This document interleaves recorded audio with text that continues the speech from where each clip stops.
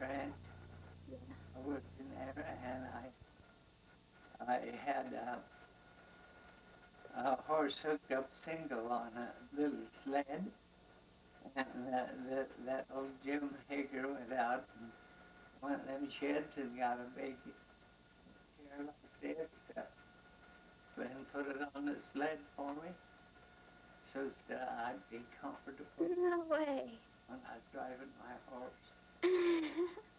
And Ross took a movie of it, and I took the cook for a ride. I'm on a sled with the chair on. When was that? Right? When was that? That was in 1938, I think it was.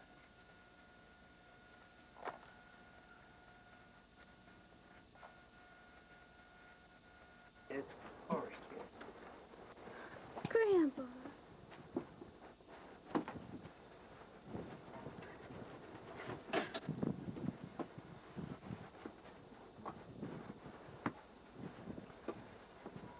Do you have any comments, Grandpa? No, only this horse is too long.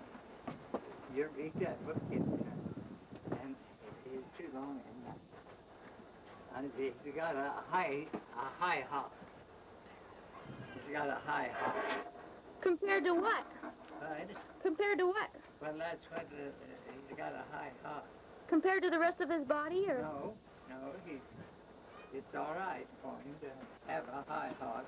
There's a high hawk and a low hawk, according to that book in there. And this horse has a high hawk. I put my cane along between his knee and his thigh, and he has a high hawk. And his mommy has this straight across hawk.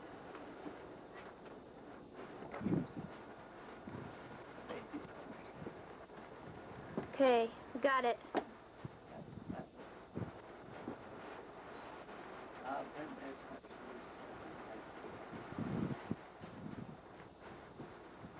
Better go catch up with her baby.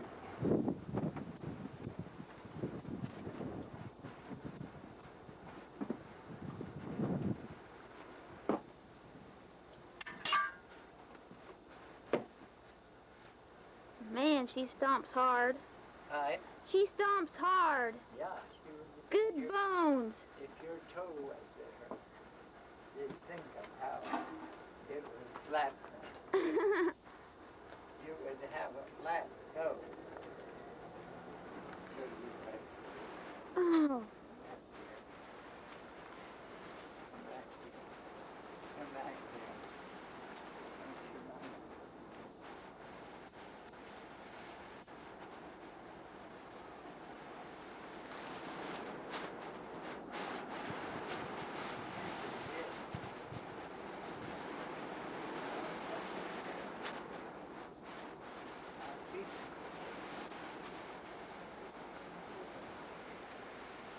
Ah.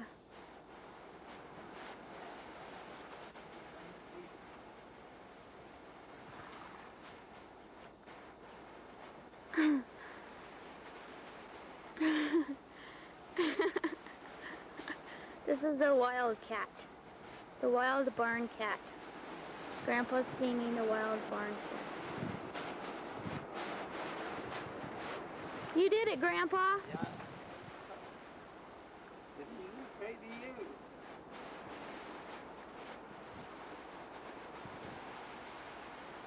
you.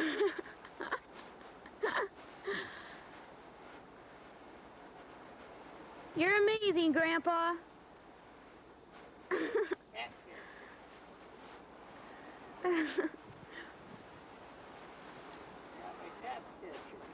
He still loves you.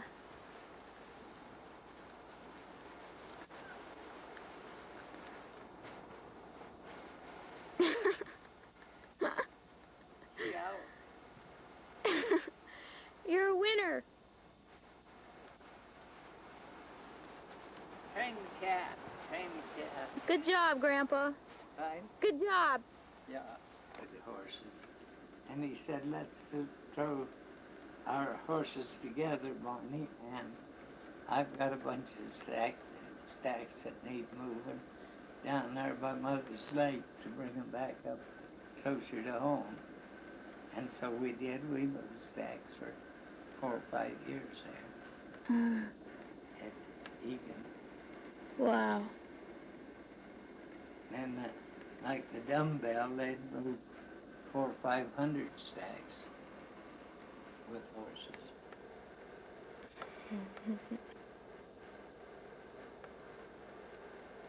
Keep talking, Grandpa. How they move them up the stack. How many miles would they move them? Right? How many miles would they move them? Would they move them? Yeah. No, they just move them out, bunch them up in a valley, you know, maybe have in the stack yards, so that they could graze the meadow. Get them off the meadow so that they could graze the meadow, you see. That was the idea Okay. of moving the stacks. What other dogs were in this picture right here? Right? There are a couple other dogs. Yeah, that was three dogs that I hunted with that time that I said belonged to Bob Taylor, and then he sold it to Tom Egan. And the old big dog didn't like Tom, and I'd go down there and he wouldn't get out of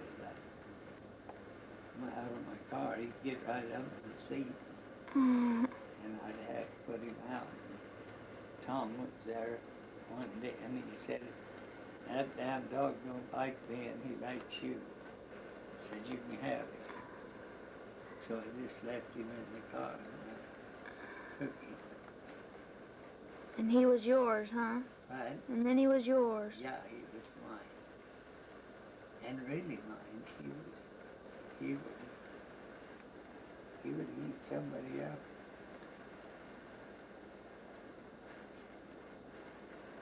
I used to tease him, grab onto me, and he'd come right between them and snarl at him. Really? He was protective of you, huh? Right? He was protective of you. Yeah, that's right.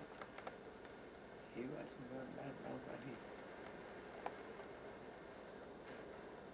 nobody. That's what he done, was took that course and passed the state examination. Just same, he had to send in his reports every month of what schedule, you know, classes there. It took him, I don't know, 3 or 4 years of studying and classes and stuff. And then he got his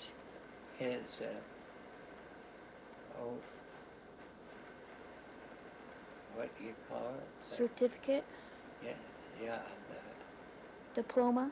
the diploma or that. No, that ain't what it is. It's PhD.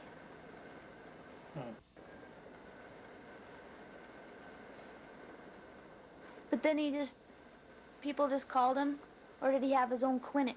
Right. Did people just call him to? Well, he always was before he took this course. He done it was horse country then, and he castrated horses all over the country. And then there was an old veterinary, I forget where he was from, that there was originally a horse or something showed up in the country. This vet would come, I don't know whether he'd come from Fort Robinson or where, and do that. And Dad would line up work for him while he was taking this course and hauling from one place to the other. And while he was taking that course, and all dental work and stuff like that, he done a lot of it before he got before he passed the exam. Final He exam. was a practical doctor. And after Experienced. he was a professional. Yeah, professional.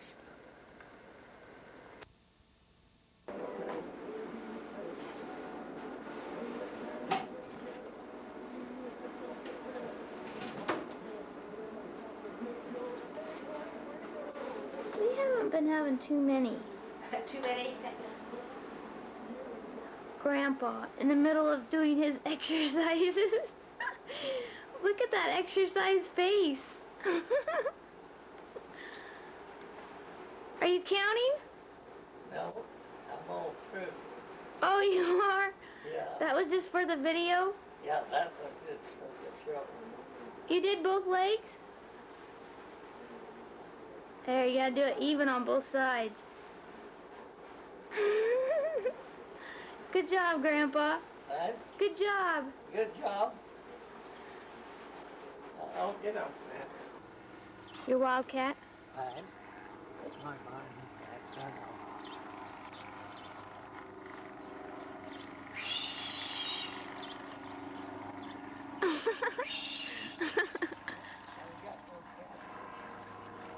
Is that how you call your cat or your horses?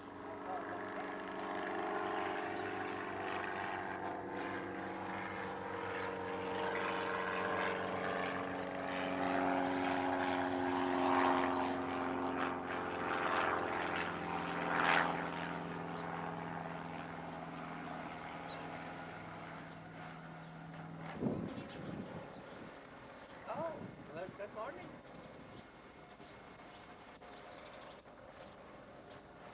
Good morning. How are you this morning?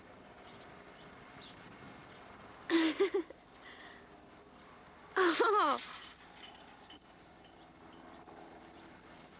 Back here.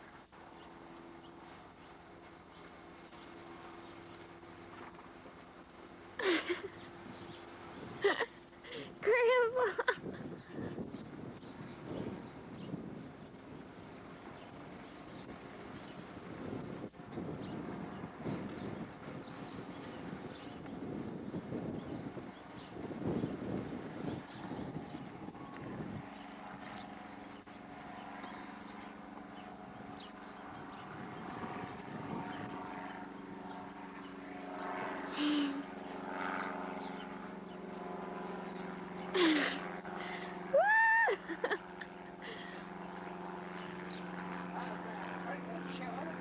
That'll be good. Grandma. Helping Grandpa out.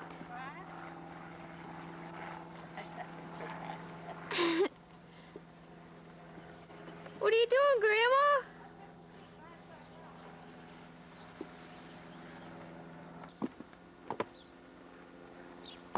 Gunk in there, didn't it? Okay.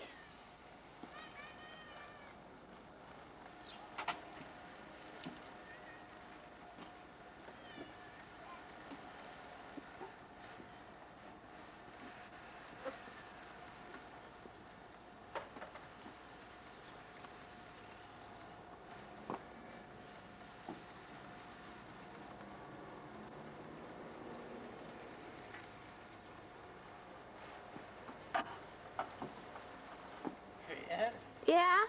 this baby horse is, you've heard of them black sock people? No. What? No. The people that wears the black socks? Oh, yeah. What? Yeah. My baby horse is one of them. Look at that. Black sock. What? Sure. On one side and one on the other. They know, huh? What? They know. They know their places. They don't get anything to eat if they get on the other side.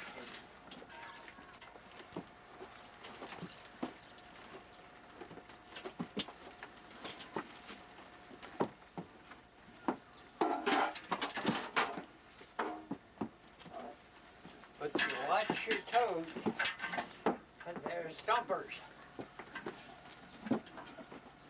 And you like them to stomp, right? Yeah.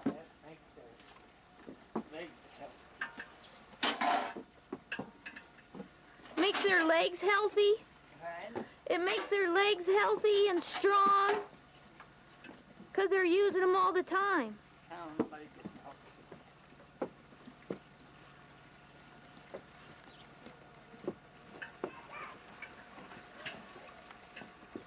Teach them patience, Grandpa. Right? Teach them patience. Yeah, teaching patience. Wrap him on the head with my bucket.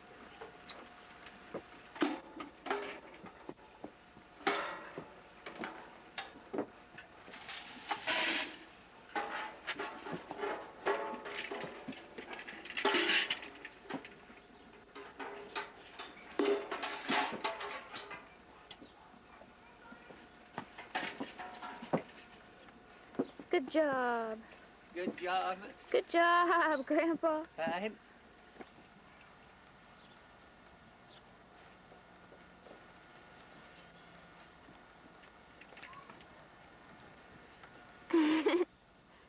Remember, you're on camera, Grandpa.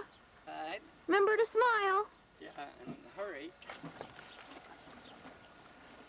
Husker. So is Husker gonna be your prize racehorse? Right? Is Husker gonna be your prize I racehorse? think Roger's going to send him to California to the races.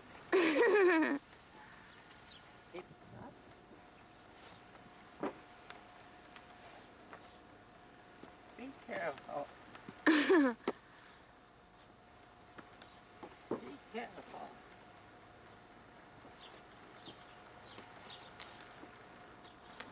Is it full? Yes. But it didn't overflow like we usually have it. I had to come along the other day and turned the water on and flooded the trail. I wasn't here. Yeah, right. Right? They're trying to get me in trouble. Did you report it to the police, Grandpa? There's somebody trying to get me into trouble. Did you report it to the police? Yes, I did. Did they find out who did it? No, couldn't find out. No fingerprints? No fingerprints.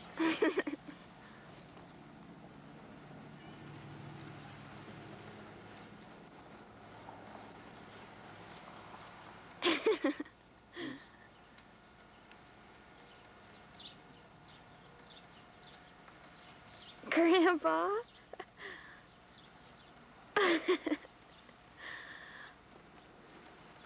It's like a fish.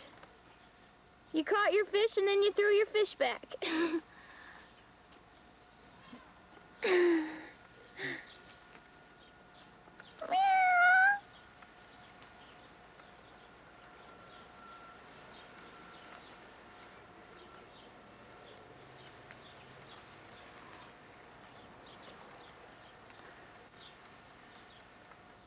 You need your broom.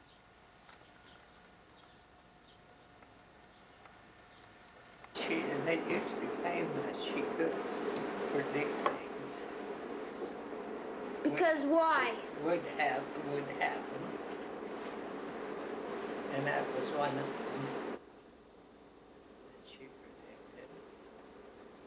And that was, you want me to start from the start on that? Yes. On that story? Yeah. That was in the homestead days. And this, I don't know whether they came from the old country or not, but she couldn't talk plain at all. She's gonna talk what? Plain. Plain. Mrs. Grenny couldn't. She talked what you call broken. Ah.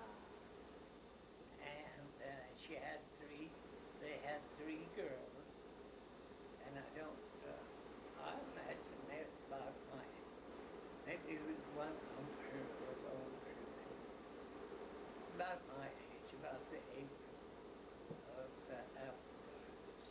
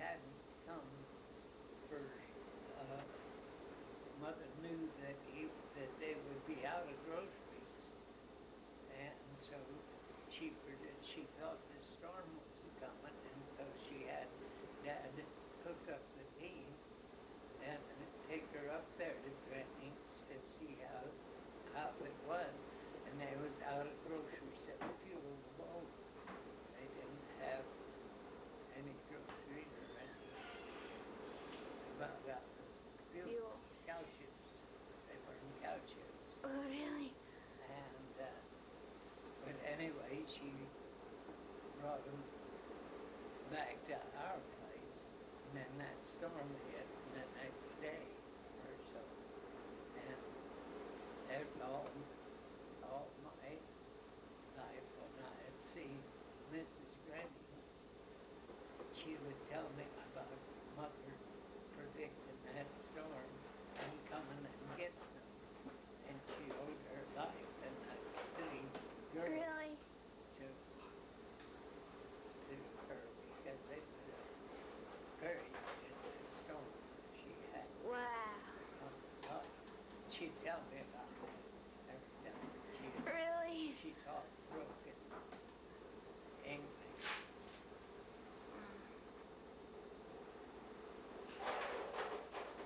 So your mom was a spiritual lady. But, She was pretty close to God. oh yeah.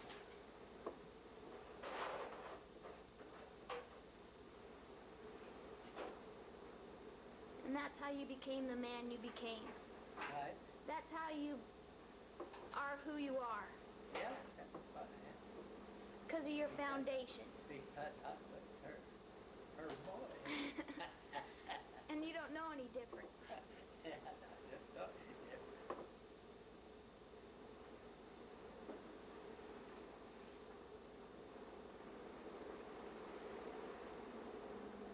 You think about it, he was a hard worker. He had I wouldn't know where he got the improvements that was there, but he bought the relinquishment on the homestead from this man, and he built up, we had a sod house with and then it was a hallway between it and a frame house that was 2 stories. And then when Catherine got big enough, he moved another homestead house in to the south side of the frame house. And he had barns and trails and things that he must have built himself. That he must have done All by himself. but All by himself. oh, there was a fellow by the name of Tom Morris that used to come there and stay, and I think he was a carpenter. And I think maybe he done quite a lot of that. I would think, but I know he'd be around there when us kids were growing up. So I imagine he done a lot of that carpenter work. Mm-hmm. And then he studied veterinary, took a veterinary course, and he raised horses. And we had 7 or 8, 10, 12, 15 milk cows. And he milked 7 or 8 of them all the time, the year round. That's a chore. Them cows and raised horses. At one time, I think he had 2 studs, draft horse studs there, and people brought their mares there, and then during the World War, the First World War, he bought horses and traded and sold them, bought and sold to the government. And he covered the whole country doing that, and then there was a horse buyer that used to come to our place, and then he would ride the buggy, and he'd buy the horses around the country. He'd have lined up, and then he got a commission from this horse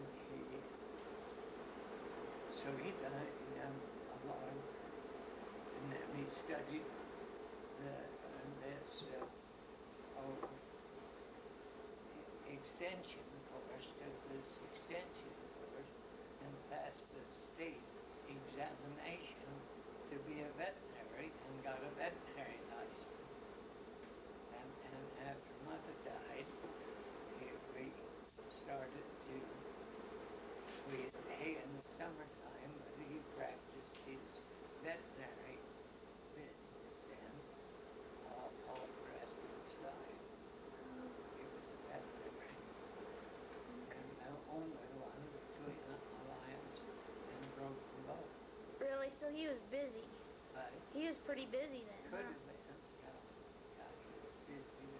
He was, he never, I don't know why, but he didn't charge like most veterinarians do. And if they called him up on the phone and had something wrong with their cow or horse, he would tell them how to doctor it and not go. Tell them what to do to it and not charge them. They wouldn't charge him, so he never made any money off veterinary business. But he made a lot of friends. Friends and Also, yeah. sales. He had a love for animals, huh? They knew him.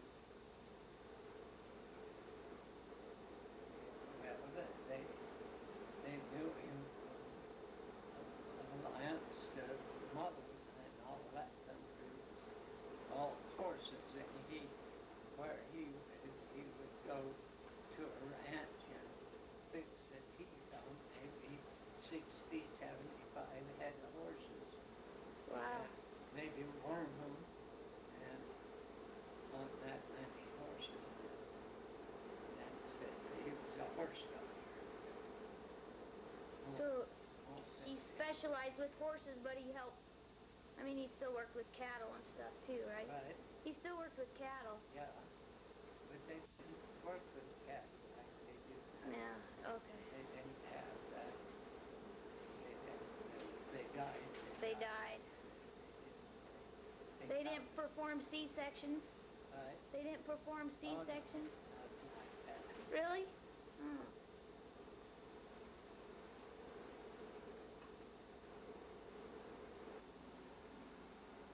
Grandma? What? Oh, see. Grandma oil treating her hair. Or practicing to be a What? Muslim. I said I'd bring in the shower pretty soon. If you come in there with that one, I could. In the 8th grade, I was 14 years old. So you guys had to do all the cooking and everything. And, of course, Hank and Catherine was younger than me. And Bill and Joe was older.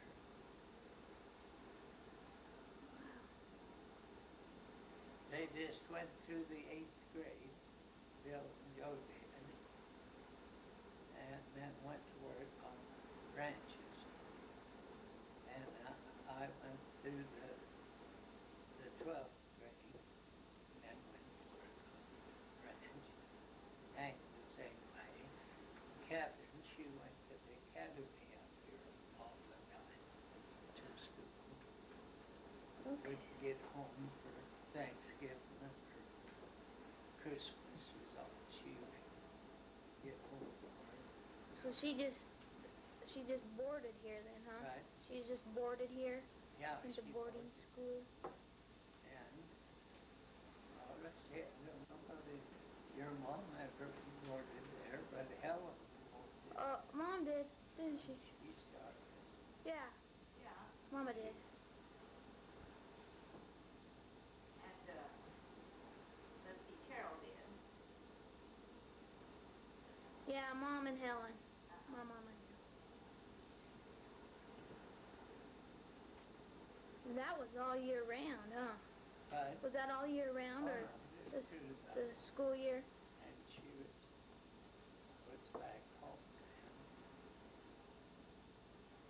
So you guys had to fend for yourselves. Well, You yeah, boys. we would batch when, Catherine was home. We usually had a cook too there. Oh, you did? A live-in cook? Yeah. And we'd contract hay in the summertime then. And all of us would, Joe and everybody would come home and go to the hayfield and back to their job after hay. Like Bill and Joe, they finally got working both of them down at Monahan's ranch. And then finally, after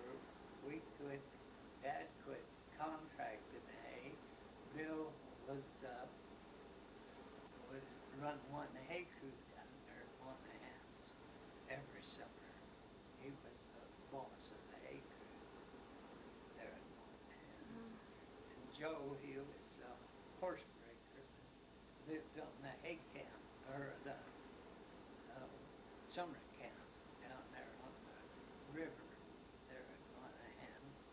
Him and a fellow by the name of Fred Cook, they thatched down there. And didn't have no car or anything. They just was out for the summer there. They wanted to go someplace, they went a horseback. So when was your first rodeo? When did you first start rodeoing? When we first started rodeo, Yeah. we got to riding our hay horses there. And there's a fella in town here, old Paul Lotsbeach. He talks about that. They'd come to our place on a Sunday, and we'd ride all them hay horses. Everybody would gather in, and we'd ride them, but them hay horses. And we did. Dad only had 12 head of horses to work in the hayfield, and then we worked broncs. We'd break them for the use of them. And we'd have as high as 60 head of hay horses in the hayfield. And we'd ride on every one of them. Buck them out. Buck all them horses. And Paul, he talks about it every time I see him, how we used to, he used to go up there. So that's how it got in your blood, huh? So we got that. So did you just ride them till they quit bucking, or did you? Well, no, we had You had eight. pick up. Got Oh, really? You had judges? and nowadays, and we got at the fair at Hyannis and Mullen, and got to go to the fairs, and Was it just you and Hank, or did no, did Joe. Joe and Bill, did they? Bill, he never did. Right. After we left, he used to ride the hay horses there. But he didn't go on the circuit. He didn't go on a rodeo. And then eventually we got to go and tell Arthur. It was called Hyannis, Mullen and Arthur. And Hank went back east there, then to a Wild West, where they put on rodeos. Uh-huh. Had they'd be in one town and the other. And then I started to, I and Shady James went together, started there, and we went, I think that was the first year we went, that I and him was together. We went to Cheyenne, to Frontier, and Boulder, and Wheatland, and What was your name of your horse at Cheyenne? but What was the name of the horse that you had at Cheyenne? that I bucked me off. Yeah. Scarneck. Scarneck. And he, I guess he was a real good horse. When I started saddling, there was a fellow come up there and he said, "Do you know this horse?" And I said, "No." And he said, "Well, I've rode him twice, and he's bucked me off twice." And he said he's bucked both of them, all three of them judges off sometime. And all you have to do is disqualify him, just mark him out of the gate to win this. But he felt good to me, so I went ahead and did set tight on him. And I was in the air when the whistle blew. Oh, no. And hit the ground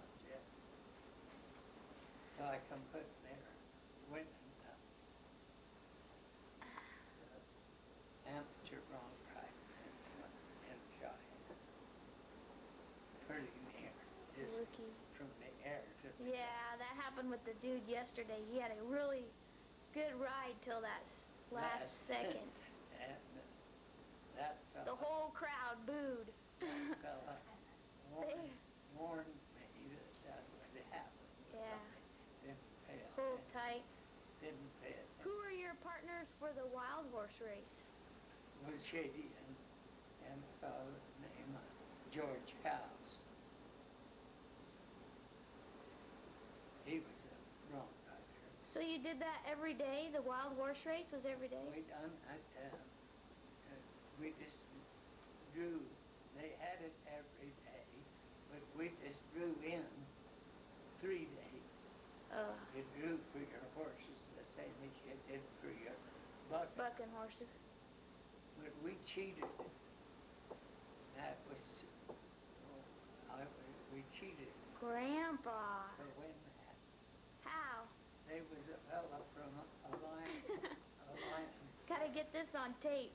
and his name was Applegarth. And he said to us, he said, there's 2 horses in a wild horse bunch that can run like racehorses. He said they're bad to saddle, but they're broke to ride. Okay. He said, if you guys give me $5, he said, I'll put one of them in every day, and you be sure and snap them when they put them in the chute. The cowboys that go up and snap them with their. And he said, if you don't get one of them snapped, I'll put the other in, and we'll have a horse race. But he said, if you get him snapped, I won't put the other one in. And so that's how we was sure shot that they was, but they was awful hard to saddle. They was hard to saddle. So you had to work for it. But Shady was an expert on that. Ear Biting, ear biting. Ear. So did you guys win then? But Did you win? we win 3 days out of the 5. We win every day that we. That you were in it? We're in. Oh, man. It was a cheat because them old horses would leave there just like a racehorse. So did you ride them? But Did you do the riding? yeah, let's see, I rode 2 days and George rode one day, George House. But they just go like a race. They just, you didn't have nothing and come right on around and right down through the never turn back or anything. Oh, Garrett knew what he was talking about. So we give him $5 every day. And the purse was good. I think we, at that time, I think we got $50 apiece. Really? That is pretty 3 good. split, I think it's $150. And we split it. We'd split it 3 ways. And we'd have to give Hal Garrett Give him his cut. $5. So did you calf rope too? But Did not you- there. Not there. Well, it didn't calf rope till later on in the summer that year. I just rode ropes. I had old. Because you had to take your horse everywhere. I was starting old Crappie, then that was his first year. And that's one thing that how come we went to Cheyenne was to win that saddle horse race there. And old Crappie got sick. He would get sick when he would haul him. Because you had to haul him That was the first. in the trains or? And then I finally run onto a fella, honestly, what was his name. But anyway, he was a trick rider. And he said, I had a horse like that once, and the veterinary gave me some stuff to give him before and he said, I still got the prescription. But he said, I won't give it to you, but I'll make you up a gallon of it. I'll have go down to the drugstore and make you up a gallon of it. And I give him a half a pop bottle full of it before I would load him. And he never did get sick again as long as I would give you that. But I never did find It was, out what was in it? what was in it. He would give me. But it was in the train, right? But You put him on the train? Or did, no, I had to pick up a new pickup. but he just got motion sickness. Right? Motion sickness. I had bought a new pickup there. When we went there, and then let's see, we went from. Here, my hair. Right? Then I better go take care of my hair. I You gotta find what? that poor cat. I think your hair looks good, Grandma. I gotta find that poor cat another box. He just looks so cramped. Oh, Harpo. Yeah. But he sure likes to sleep in.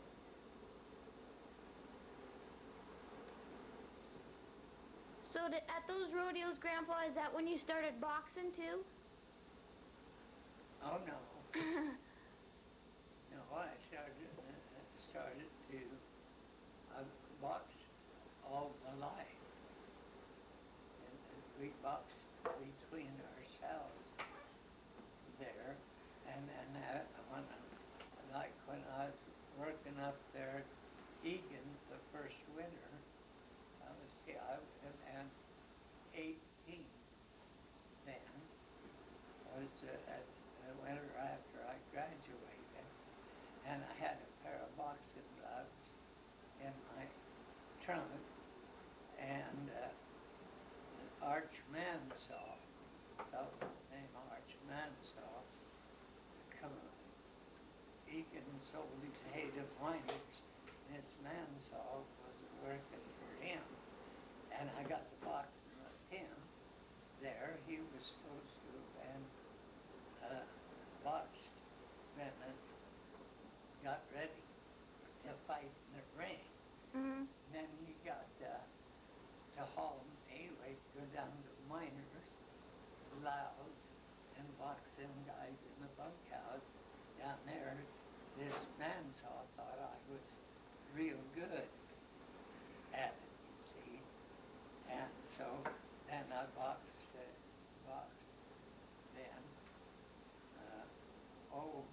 around the neighborhood there. There's a fellow over at Graham's that liked to box, and he'd come over there, and I'd go over there, and we'd box. And then we went well, we was in Hyannis to a rodeo, and went from there to Arthur, and they had prize fights there at Arthur. Ah. With the rodeo? The night when the rodeo was on. Oh, okay. Supposed to be on there. And they had them scheduled for to box. And they had and of course they charged for it. And we had a fellow by the name of Lyle Youngkin with us, and Hank did, and he had his arm, shoulder broke, the collarbone broke, and he had his arm in a sling like this, and he would take that arm down so he To his couldn't body. go ahead and ride like a noise. Oh, man. Anyway, they was two guys that didn't show up for the boxing they were supposed to from North Platte.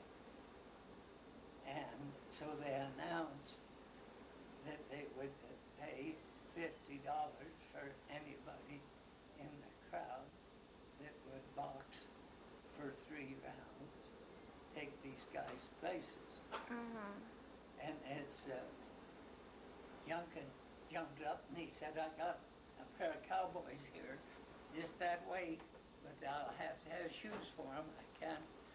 They can't box with their boots on.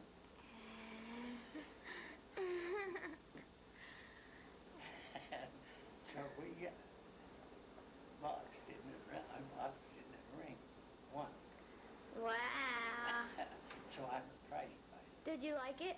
I'm a prize fighter. Did you get hurt? Right. Did you get hurt? Not a bit. Did you win? Right. Did you win? Yeah. Wow. And Hank, he got roughed up quite a little bit and roughed the other guy up a lot. Really? He was a native of Arthur, and I think this guy that I boxed was from Grant. This fella that he had this boxing school. He was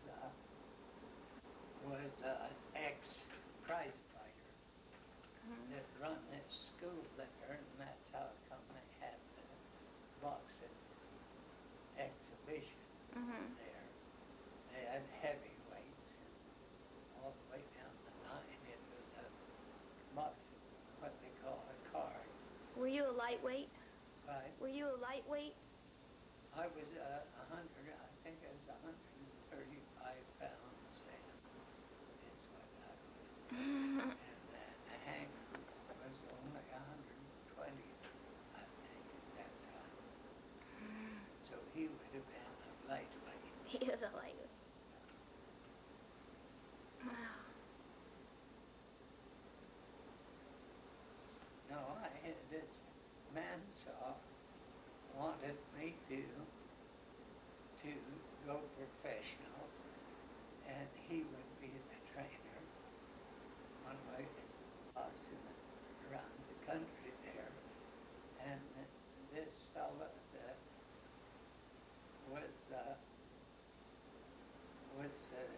had this school there, this boxing school. I don't know whether the school was from Arthur or one of them other towns around there. But after the boxing was over, we was up in the beer joint, The bar, a bar, the saloon. and this fella that run the school, he come in there, and I was sitting at the counter with Hank and this youngkin, and he come up there to the counter and introduced himself and told me who he was, and he said to the bartender, bring me a glass of beer, bring this another glass of beer over in one of the booths. And he said, I want to talk to him. I want to talk to you, he said. Is that okay? And so I went over in the booth, and the bartender brought me a new glass of beer. Then brought this guy a glass. And he wanted me to go Professional? So why'd you turn him down? Right? Why did you turn him down? Because I didn't want to do it. Was the main reason. That'd be a hard life, wouldn't it? Right? That would be a hard life. Oh, I turned both chances down, I think, but I never did regret it because there really was no future for a boxer Yeah. to ever. I don't know if it would have been as much as a future as a bronc rider, but probably been better, more. But I didn't go for it. Her name is Beauty. That was your first horse? that was my first horse. And then this is her colt, old copycat. And then she had several colts. But he was, of course, noted colt. He was exceptional, way exceptional. He was just something else.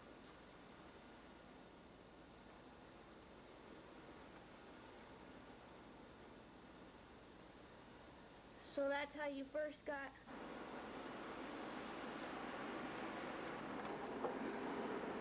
Each one of us got a colt when we was 6 years old enough to go to school. 6 years old.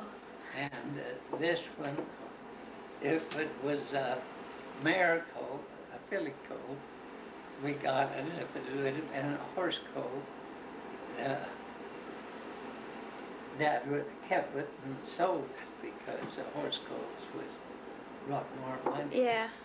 And this one was out of the old driving mare that he worked on the buggy mare, one of the team.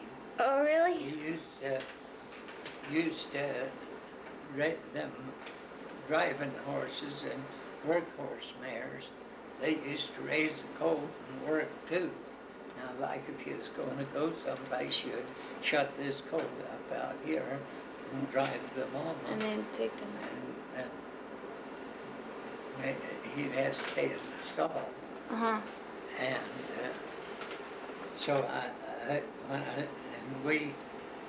I can still remember the old mare was coming down off the hill along the phone line that went over the hill, and all of us run up there to see whether I got the colt or not, see if it was a filly.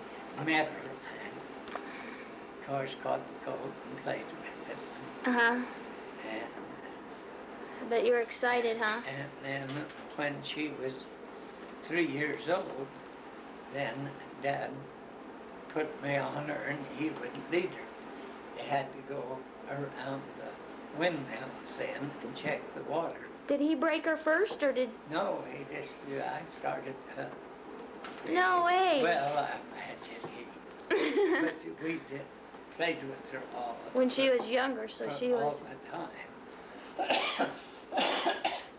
We probably had her road ride when she was a year. Yeah.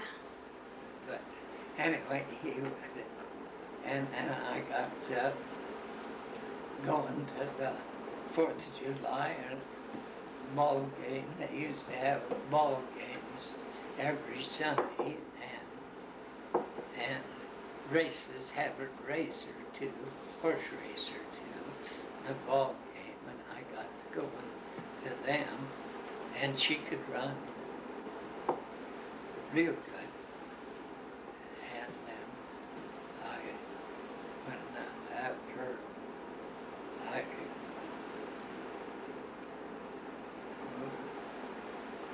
graduated from that to the rodeos and stuff. But she's what I started out with. I was at I don't know, I must have been the year or two after Mother died. I had her up to road 4th of July at Eckerly's. That was out clear out north, and I used to. That was, I expect 25 miles from home, and I led her up there and took 2 other horses to run in a relay race. They used to have a relay race. Mm-hmm. And Jack Bounger come to me and said, "Is your old mare all right?" And I said, "Oh, yeah, it's the same as she always was." And he said, "There's some folks here that have a gray horse, a white horse, that they're wanting to bet again the field. That he'd outrun everything. Mhm. And he said they're wanting to bet $500. They don't think anybody will take them up on it. They're just talking. And he said, I'm going to take them up on it. I'm going to bet them.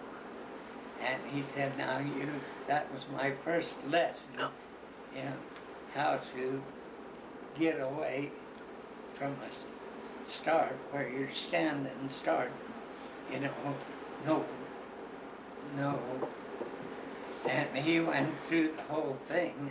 He said, when they ride out there to the line, he said, you ride with that white horse every place he goes. It's hard they get to dabbling, trying to get the start on each other. Mhm. But he said, you go with that white horse every place he goes. And if we get outrun, we'll be all right. That's all right. He said, I lose the 500. But he said, I think you can outrun him if you get a start with him. But he told me just how to stay with this one horse that you want to outrun. Mhm. And I outrun him, all right. You did. And he gave me $50. And that was a lot of money at that time. Yeah. I think I got $12 or $15 for winning the race. Plus on top of that. And he gave me $50 what he got out of his bet. And what made me remember it was a lady got shot up here at Rushville this year. Veterinarian Indian shot her, and her maiden name was Bacon. Oh. And that's what Bacon's has got this white horse here. Oh, okay. And they're wanting to bet. So that went back a long ways. Oh, man. And I hadn't even thought of the name or thought of It all comes back. thought of it there You got a good memory, Grandpa. till I heard that Bacon and made me remember about that. So that was Beauty, huh? Beauty, Did you name her? right? Did you name I her? expect. Yeah, I expect she.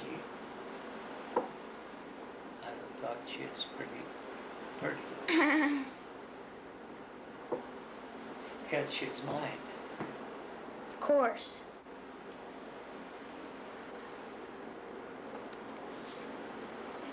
Say that again, Grandpa. Coffee was impossible to outrun. And that's how you got racing in your blood, correct? No. I expect that this come along all the time. It was born in your blood. Yeah.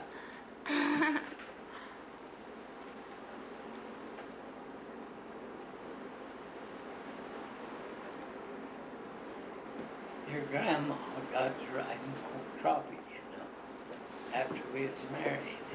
Yeah, that's who you put her on. Right? Didn't you put her on for a race here? Right. Wasn't there a race here in Alliance that she rode in? I expect she rode in there in Alliance, Bridgeport, Hyannis. Wow, so Grandma's a jockey. But you guys didn't use the jockey saddles, did you? Right? Did you use a jockey saddle? I didn't on him, no, I had a light saddle.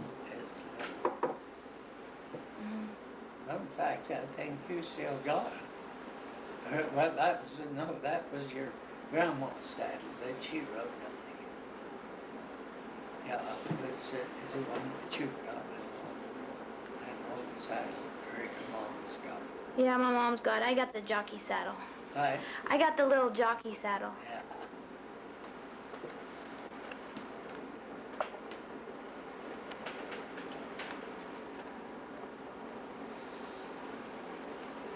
But he was unbeatable, huh?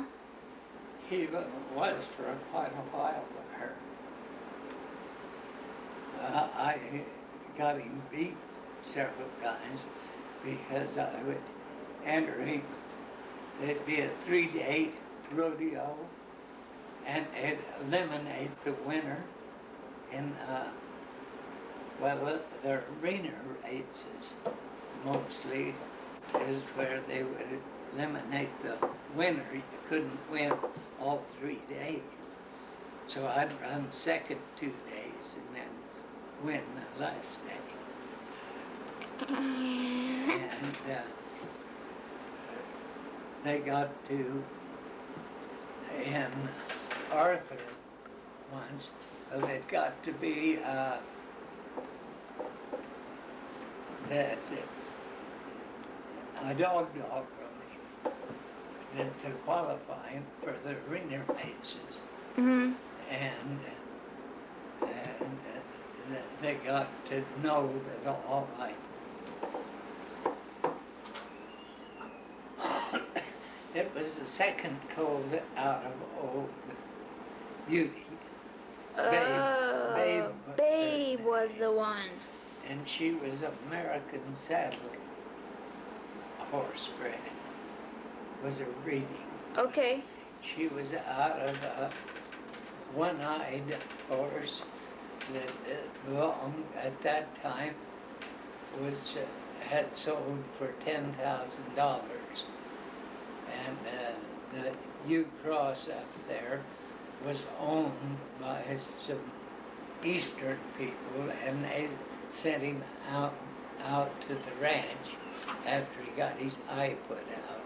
He was a show horse. Oh, it wasn't like a one-eyed Jack breeding? No. He was really one-eyed? He was okay. just one eye. And I got 2 colts. No, I got 4 colts. I had Old Beauty and a little white mare that I took to him for 2 years. Mm. And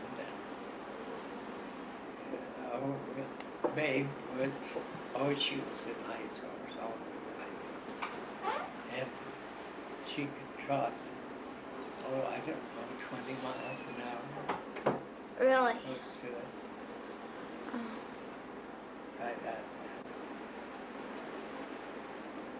I rode calves on her.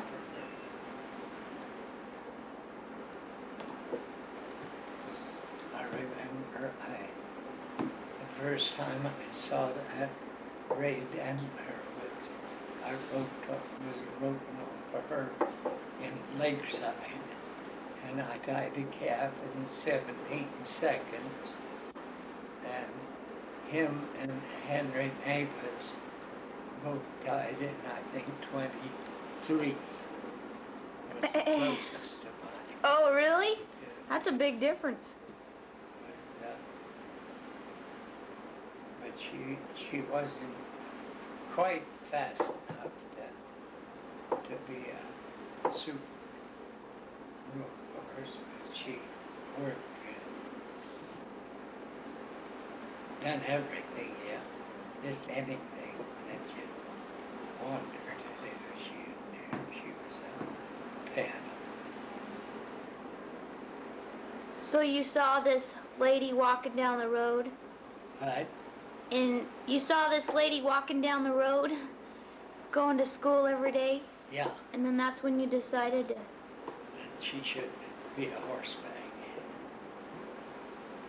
So did you have intentions before that? But Did you have intentions before that? oh no. Grandpa!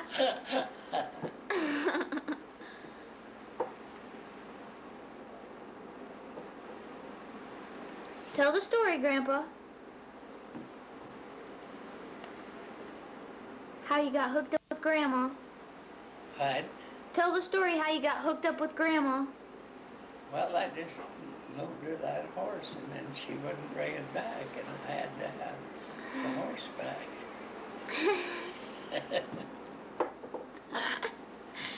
You didn't tell her the first part. What's the first part, Grandma? Well, I went out there to teach school, and I went to this. I couldn't find any place to stay out in the country, you know. So I went to this one guy, and he said, "Oh yes, you can stay, but you have to be here early in the evening because the last one here has to sleep in the tent." So I didn't decide that wasn't anything. So my uncle lived up there, and he said that Barney Applegarth had a house over there, and he was out rodeoing, so I could probably stay in that for a while. So I went and cleaned the house, and worked all day, and stayed one night and was scared to death. So then I went and found a place quite a ways away that I could stay. But you cleaned his place? Yes, cleaned it all up and everything. So he came down and thanked me for it. I got back from rodeo, And somebody said, and the mail carrier, I saw him in town. I stopped at Dad. Stayed all night, and I saw him, and he said, "You know you got a schoolmom living in your house?" And I said, "No, I didn't know that." But when I got out there, she was gone. She got away. So then you tracked her down. and he loaned me a horse to ride back. How come I didn't have a car then? I had a car. How come I didn't drive it? You didn't have like that, and you got it just through what? Or like it had, yeah, you must have had your car. Yes, I had a car. But you was too damn tight to buy gas. Probably. Gas was probably 18 cents a gallon. I couldn't. How far was school? About 3.5 miles. And you would walk that? Oh, yeah. Wow, Grandma. Yeah. 10 minutes it took her to walk Oh, to no. school. Yeah. 10 minutes. She walked pretty fast. Grandpa. Chris, do you want to? Yes, Grandma? Yes. Would you want to run out with me to see Aunt Max for just a minute? Sure.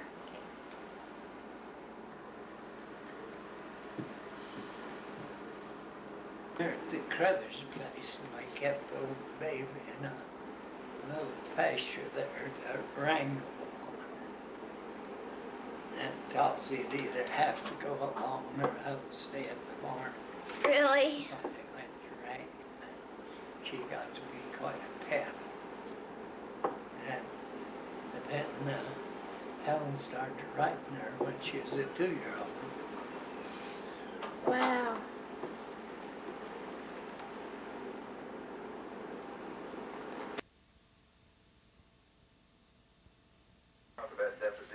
What do you want to do, Grandpa? That's a smile. Now do sour. Right? Sour look. Good. Is that good? That's pretty good. Pretty good. Okay. Maybe you should start back and review so everybody will Right? review what you were saying about the neck. The neck, the arteries in your neck, the muscles deteriorate and crowd out the arteries and make them smaller Yeah. as you age. And in order to keep them from, you have to keep them muscles alive in your neck and keep them from contracting. And you're supposed to exercise this, push your head over so many times to exercise your neck, and then push your both legs and push your head back. And you're supposed to work your arms up and down and around so as to keep your shoulders and the blood vessels and muscles in your shoulders from deteriorating. And that's all you do on the top part of your body. If your blood flows up your neck and into your ear, from your ear into your head. through the heartbeat. There's some blood vessels that feed the scalp, blood in a scalp, but the blood inside your brain flow of blood goes through your ears and into your brain. Okay. And if you keep that blood flow coming into your brain, then your brain don't deteriorate, nor your muscles don't deteriorate. Okay, what about your eyes, though? Why? I thought you were supposed to move your eyes, too. I don't know about eye exercise. That's what whether you it trained does me any last good or time. not, but I imagine it does. It'd be the same thing if the blood quit coming into your eyes. Your eyes would deteriorate faster as you age. Yes. And you're supposed to lay down on your back and kick your foot exercises in the lower part of your body that takes care of your liver and your gizzard, and if you're a chicken, if you have a gizzard, Grandpa? your bladder and that kind of stuff. If you exercise the outside muscles, it will exercise bring the blood flow to the inner Muscles, okay. So you go like this with one foot till you get tired, till your foot till that leg, and then the other one till it gets tired. And I'm doing it now 55 times with each leg. And then you put your two legs together and go like this. Well, but I'm not going to get that. And I can only do that 13 times without 5 or 6 or trouble. 7 years. And then I jump up and run a mile. Yeah, right. Okay. That's all. That's good. That's exercise. For February 22nd, 1998, and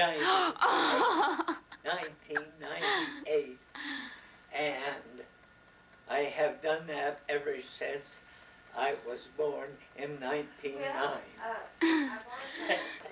Is that the truth? I took exercise. I've exercised since 1909. Do you believe it? Yeah, Okay. I believe it. You have your lessons now. Your cats, Grandpa. Oh.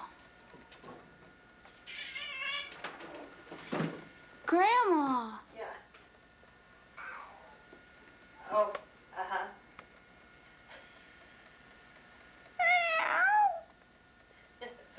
My cats are fighting. Chris is trying to make a movie of them. She has her camera here. And they're just standing there looking at each other, glaring at each other.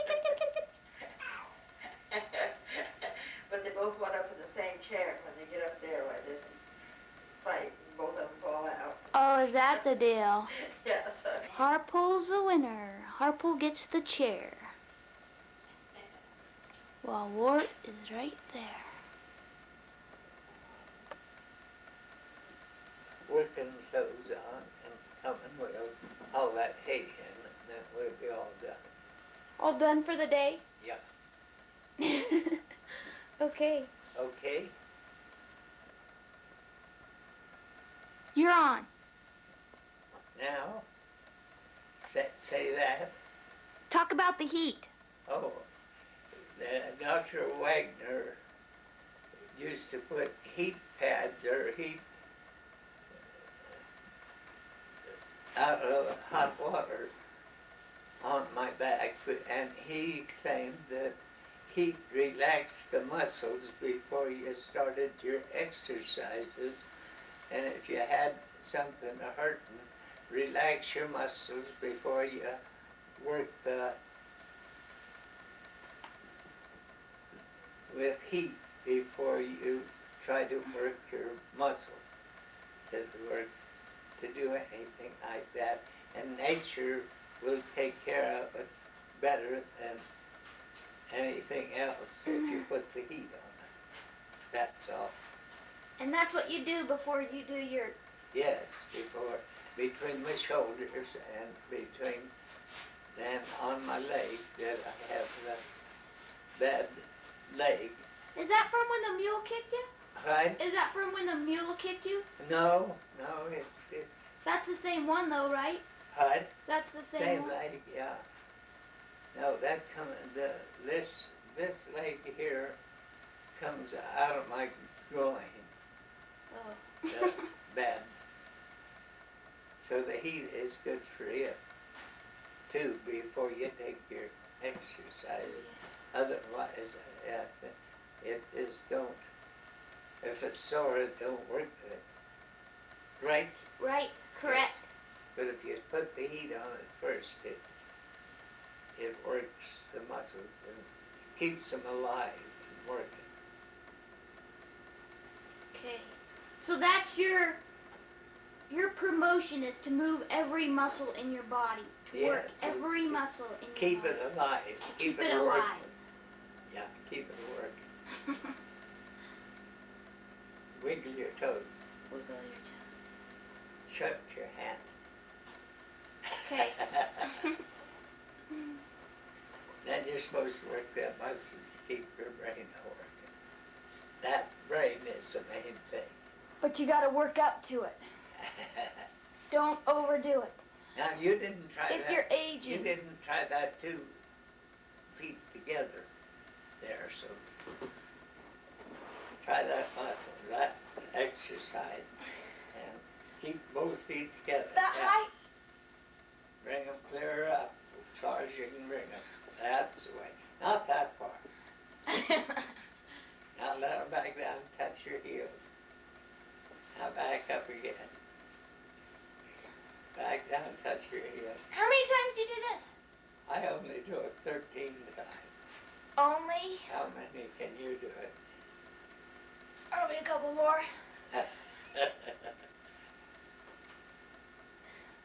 So that's good for your legs. Can you feel and your belly. Can you feel the muscle where it was working? Yeah. What? Yeah. Across your tummy? Uh-huh. Now that helps your diaphragm between your stomach and your lungs. Okay.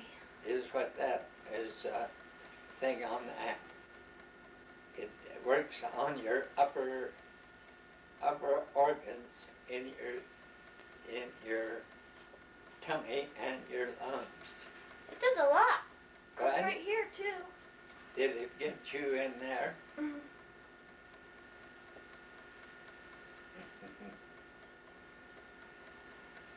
That's good, huh? Then what else? Now you're all exercised. Okay. You're ready to run a mile. I'm ready. Now you're ready to run a mile. Okay, Grandpa, thanks. I'm going to get my book. Just that's why your friends had red letters. He told you to hold on and look at your friends. Cups.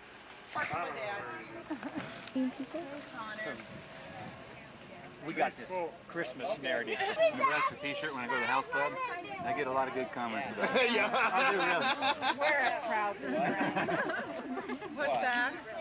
My Nebraska t-shirt. Oh. Amanda? Oh, beautiful man. A new married man to this woman right here. Right here. He is happy.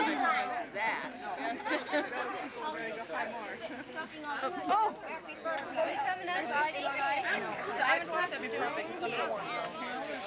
Happy birthday to you. Happy birthday, dear Barney. Happy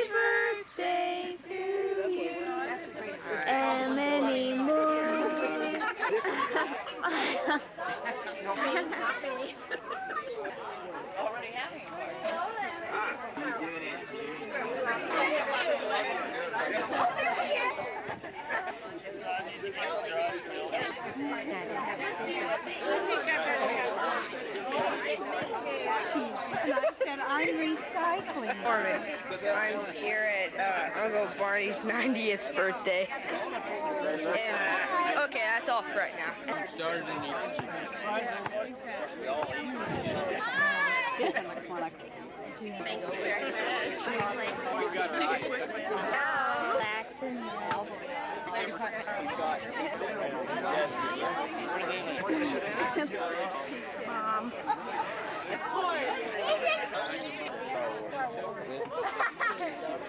This is for Grandpa. You, Grandpa. Listen, you gotta run that. See, Grandpa, you're a popular guy. We love you, Grandpa. Yeah, we really, really do.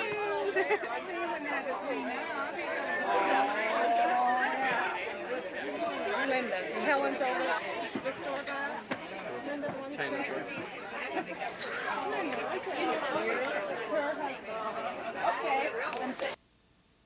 How was that? This is an interview with Grandpa Barney. Grandpa, what do you remember about growing up? Like what you did for fun or where you worked at a young age? Now, what is it? Say. This is an interview with Grandpa Barney, Applegarth. Grandpa, what do you remember when you were growing up? Like what did you do for fun? For fun? Yeah. Oh, we played with horses usually. Okay. It started out, I broke my first horse when I was 9 years old. And her name was Beauty. And so I went ahead and win races, horse races with her at the 4th of July's. And then she raised several Morgan colts. And she raised Old Troppy. My Old Troppy horse was from Beauty. And the way I got Beauty as a colt, each one of us boys got a colt when we were... he was not only a great... You're on. Each one of us boys got a colt when they were 6 years old, old enough to go to school. And if it was a horse colt out of the old driving mare, if it was a mare colt, she would be mine. So I remember she come down out of the hills from out in the south pasture with this colt, and all of us run up the hill to meet her. We met her halfway up the hill, and it was a filly colt, and it was Beauty. And then when she was 3 years old, I broke her to ride, and had her all through my school years. And she raised several colts. They was Morgan, from a Morgan stud, and Troppy come along out of a thoroughbred stud. And he, when I was rodeoing, I hauled him and matched races with him. And I never had him outrun in a matched race. Really? For 2 or 3 years. And Pretty good. That was a story of Beauty and Troppy. And what you did for fun? Yes, for fun. Okay. What kind of work did you do when you were growing up? When I was growing up, I was mother's helper. Growing up, mostly Joe and Bill, they helped Dad out, milk cows, stuff like that, and I took care of the chickens and helped Mother with the housework. I was a special cook. Special cook. Yeah, growing up. Special son. I remember when I got big enough to look on top of the warming oven on the stove. I thought I was big. That's good. Okay? Okay. Yeah. That's right, though. I did do that. I was a housekeeper. That was when you were how old? Like pretty. Right. That was when you were pretty young, right? Yes. Mother was sick for years, for several years, and I was her helper. And the other boys was Dad the helper. So then, I was 13 years old when Mother passed away. 13. That's not very old. Then what did you do after that? Right? Then what did you do after that? Well, we just had, sometimes we had to cook and sometimes we just batched at home. And as we went, there was a neighbor lady that was our school teacher, and she took Aunt and Hank over to teach us so we could, in fact, that she gave me a bunch of lessons. Mother died April the 2nd, the year that I was graduating from the 8th grade, and Venice took me over there and coached me to pass the 8th grade examination. I was very put out after Mother died. I didn't do very good for a long time. Really? And then I and Hank, well, Dad was a veterinarian, and he was gone, and then he'd be home, and then he'd be gone, and we batched there. And one winter, well, it was the winter that I graduated from high school. In the middle of the winter, it was a night, it was 10 years below zero, and we rode a horseback to school 5.5 miles to Bingham. And Hank went on ahead and was going to wrangle the horses, and when I come over the hill, I could hear him hollering, and he had his leg broke down in the east end of the valley.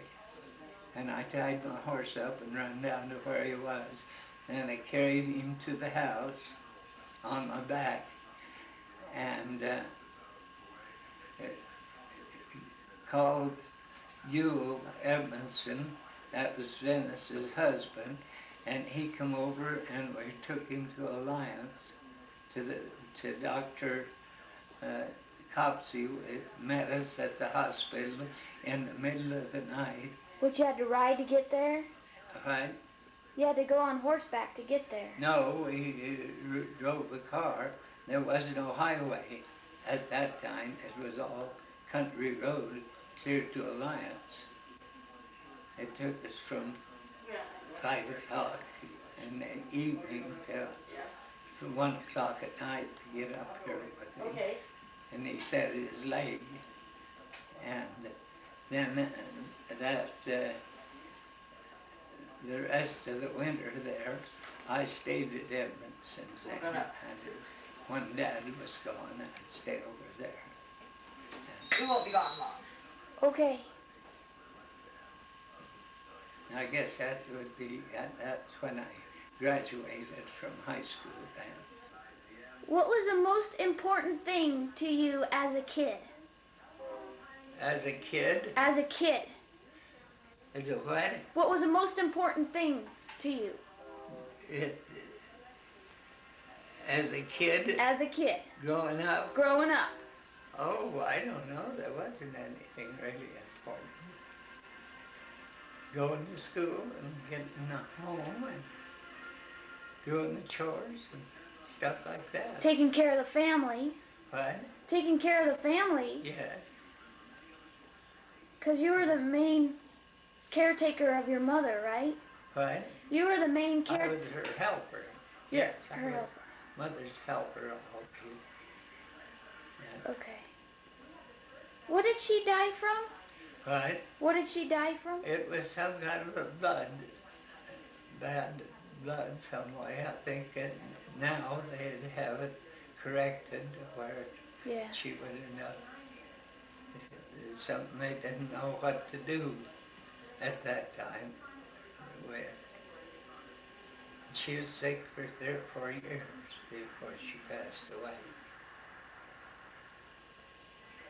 Okay, Grandpa, how did you meet Grandma?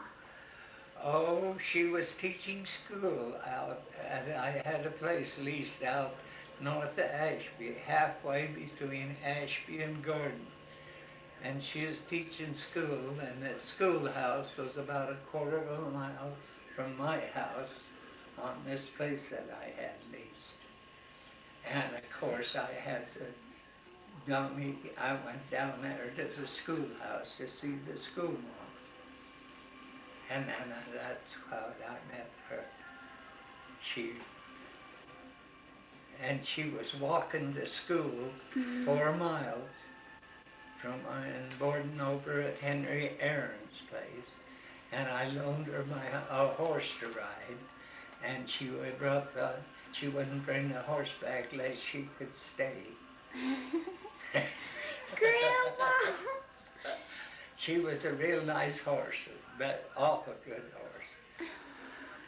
And so that's how I met your grandpa. Thank you. Grandpa, you like that. Turn it on.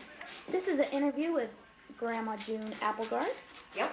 I'm here with Amy Applegarth. And we're just going to ask Grandma, what is the funnest thing you did when you were growing up? Or one of the things that you would do for fun while you were growing up?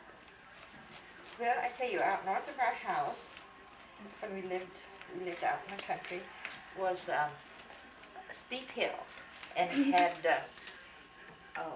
ditches down where the rain had washed out, and we used to take our sleds up there in the wintertime and slide down the hill and go as close to those ditches as we could. And my sister Marjorie was just 18 months younger than I, so we did everything together.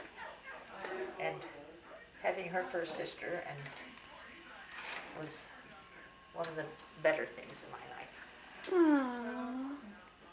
Thank you. Yay! Hooray. Grandma, tell us what you had to do for work when you were growing up. I grew up during the Depression, and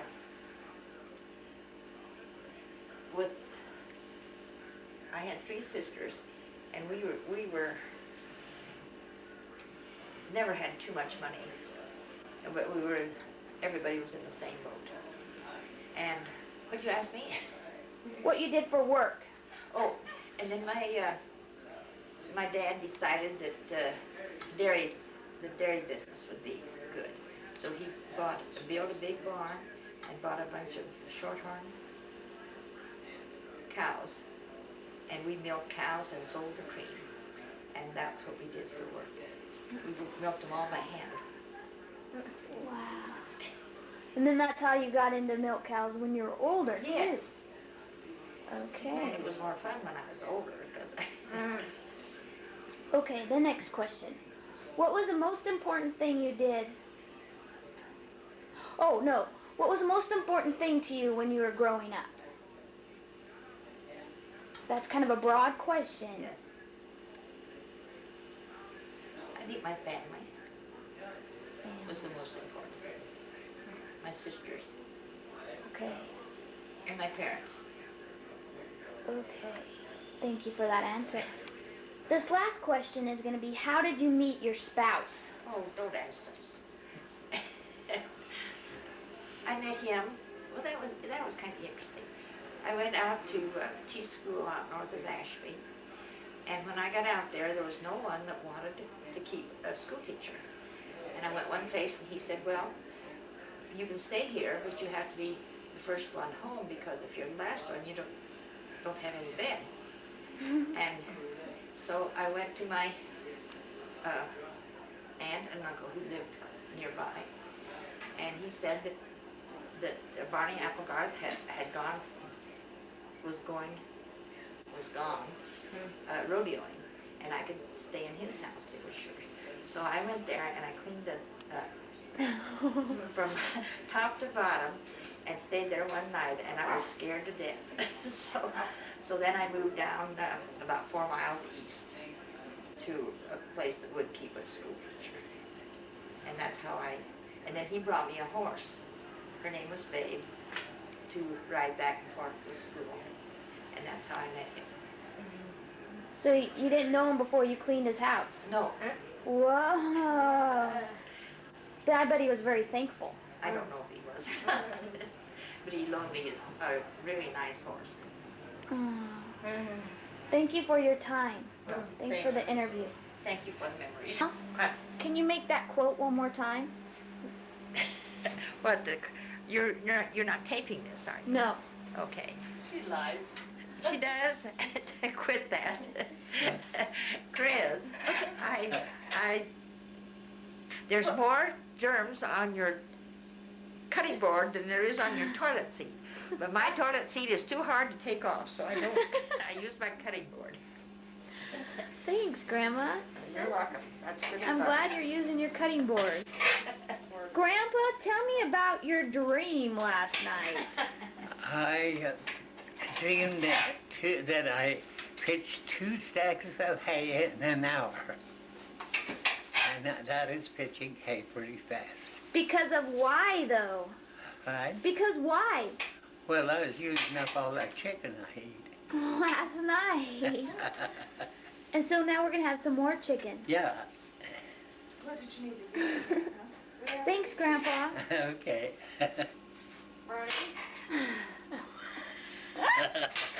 That is so good, Grandpa.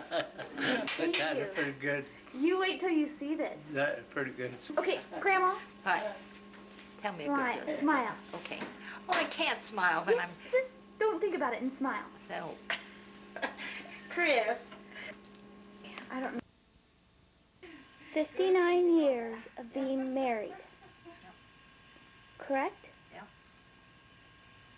Yeah, I'm take care of this. No, I don't think I want to. That should do it. You don't want to smile for you again? Yeah. Speech. That's what.